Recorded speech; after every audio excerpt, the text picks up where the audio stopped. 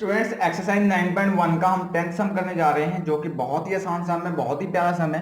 देखो सम क्या कहता है। कहता है two poles of equal height, कोई दो पोल हैं जो कि इक्वल हाइट है, are standing opposite each other, दोनों आमने सामने खड़े हैं। On either side of road, road है बीच में सड़क जाती है, एक सड़क किस साइड, एक सड़क उस साइड, ठीक है। और जो सड़क विच इज 80 मीटर वाइड, जो सड़क है वो 80 मीटर चौड़ी है।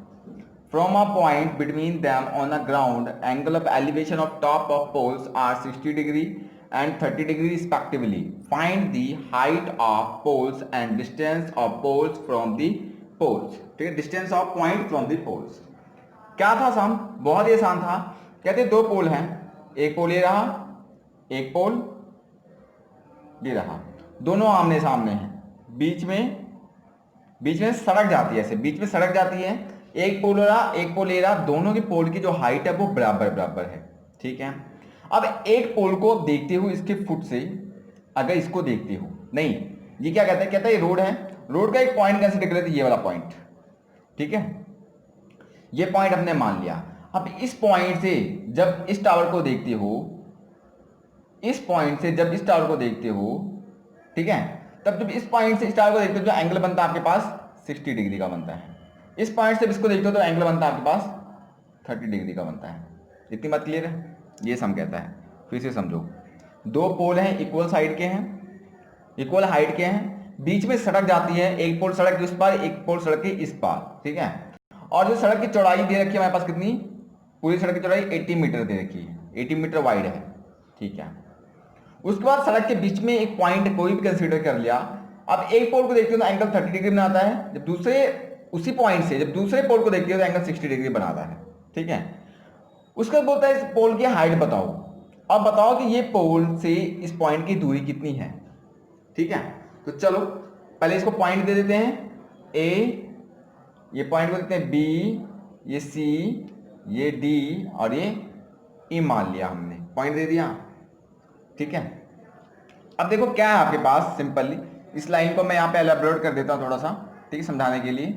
ये सी पॉइंट है, ये आपके पास ए पॉइंट है, ये सी पॉइंट ए पॉइंट, रास्ते में क्या आपके पास बी पॉइंट है। ये टोटल आपके पास कितना है, 80 मीटर है, टोटल 80 मीटर की वाइड है।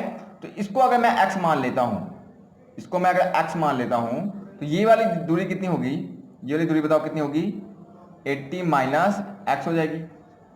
टोटल तो एक्स है, टोटल तो 80 है, ये एक्स है, 80 में से इतने एक्स को माइनस कर दोगे तब ये वाली चीज आ जाएगी, तो 80 माइनस एक्स मैंने लिख दिया।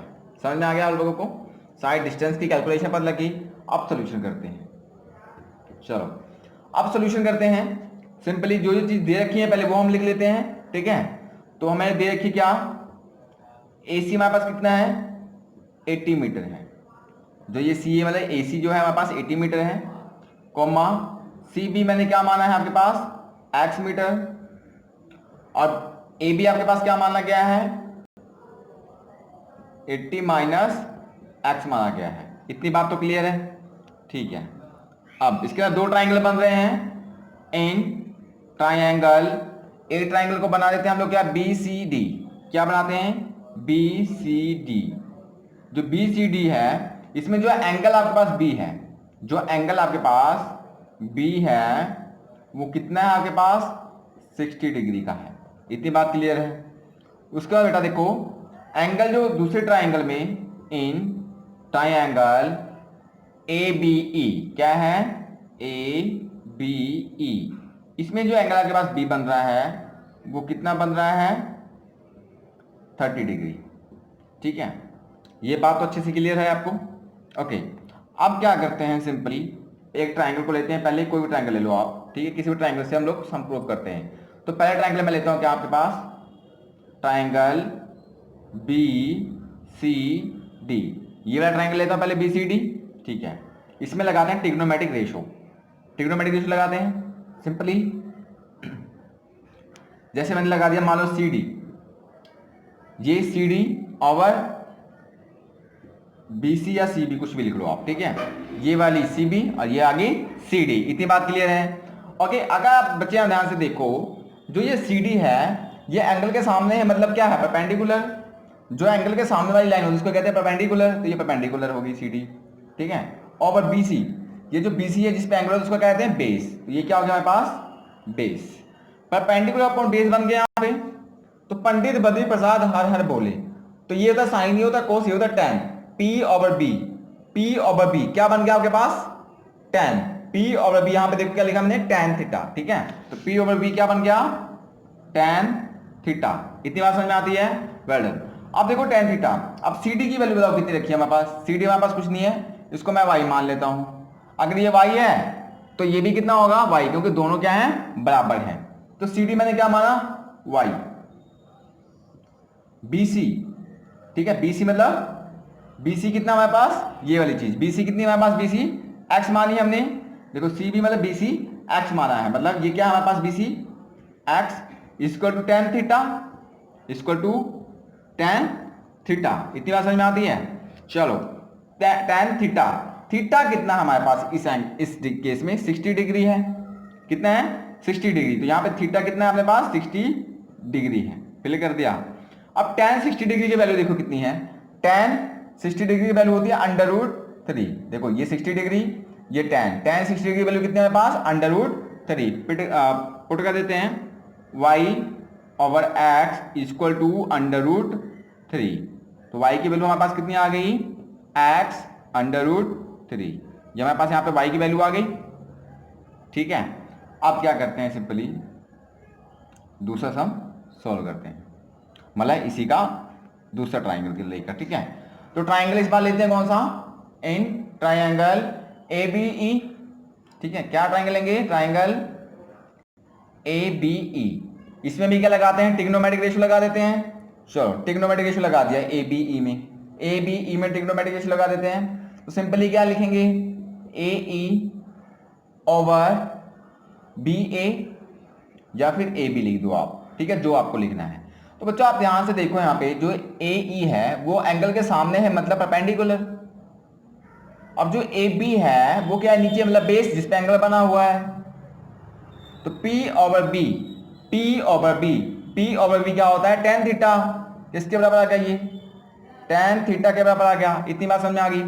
ठीक है, उसके बाद AE की वैल्यू देखो कितनी है, AE की वैल्यू y। तो y की वैल्यू हमने कितनी निकाली, यहाँ पे देखो x अंडर रूट 3। तो AE कितना आ गया हमारे पास, x अंडर रूट 3। समझ में आ रहा है। देखो जो AE है वो y है ना, तो यहाँ पे y की वैल्यू क्या है, x ओवर अंडर 3। तो AE की वैल्यू मैं यही लिखूंगा ना, x अंडर रूट 3। ठीक है, ओवर AB। अब जो AB अपने पास कितना है, 80 माइनस एक्स। देखो AB कितना है, 80 माइनस एक्स, ये वाली चीज।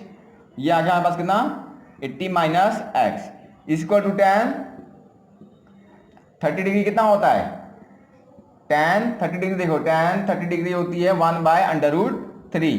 यहां रख देते हैं value, x under root 3 over 80 minus x equal to 1 by under root 3। इतनी बात समझ में आती है, वेल डन। अब क्या करते हैं, इसका आगे शुरू करते हैं। ये अंडर रूट 3 क्या जाएगा, यहाँ चला जाएगा, ये चीज यहाँ चली जाएगी। तो यहाँ पे x under root 3 into under root 3 दो हो गए। जो पहले था ये कहाँ चला गया, इधर 80 माइनस एक्स। ठीक है, ये उधर चला गया। ओके, ये चीज बन गई हमारे पास। इसके बाद देखो अंडर रूट 3 क्या बन जाता है, 3 बन जाता है, साथ में क्या है x। तो ये हमारे पास कितना आ गया, 3x हो गया। ये कितना हमारे पास 80 माइनस एक्स। ये वाली चीज माइनस एक्स इधर ले आते हैं, तो कितना बन गया, ये इधर आके 3x में एक माइनस एक्स जो हो इधर आके प्लस में हो जाएगा ना। ये देखो जो माइनस एक्स है इधर आके 3x में प्लस हो जाएगा, मतलब कितना हो गया, 4x हो गया। तो इधर आ गया हमारे पास कितना, 4x इज इक्वल टू 80। ये सब बात समझ में आती है। अब x की वैल्यू क्या निकलेगी, यहाँ पे x की वैल्यू निकलेगी हमारे पास कितना, ये 4x से मल्टीप्लाई नहीं, यहाँ जाकर डिवाइड होगा ना, तो ये बन गया, कट गया, 4 दूनी 8 0। x की वैल्यू कितनी आ गई, 20। ठीक है, 20 मीटर। जो x आ गया वो कितना आ गया हमारे पास, 20 मीटर। मतलब पोल की डिस्टेंस हमारे पास कितनी आ गई, 20।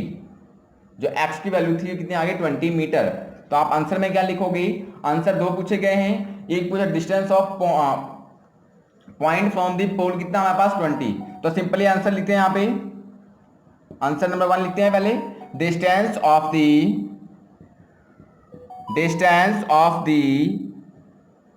पोल point, distance of the point from the pole कितना है हमारे पास, फ्रॉम दी पोल्स कितना है 20 मीटर, ठीक है, इस 20 मीटर आ गया।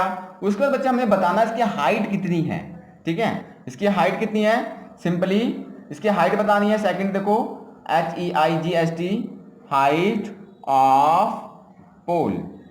तो हाइट ऑफ जो पोल है वो कितना है आपके पास यहाँ पे, हाइट ऑफ पोल देखो कितना है y क्या है x√3, हाइट ऑफ पोल कितना है x√3, x की वैल्यू कितनी निकाली आपने यहाँ पे 20, यहाँ पे पुट कर दो, मतलब 20√3 मीटर, ये हमारे पास क्या है आंसर है। ठीक है बच्चे, कितना ही हाइट है 20√3 मीटर।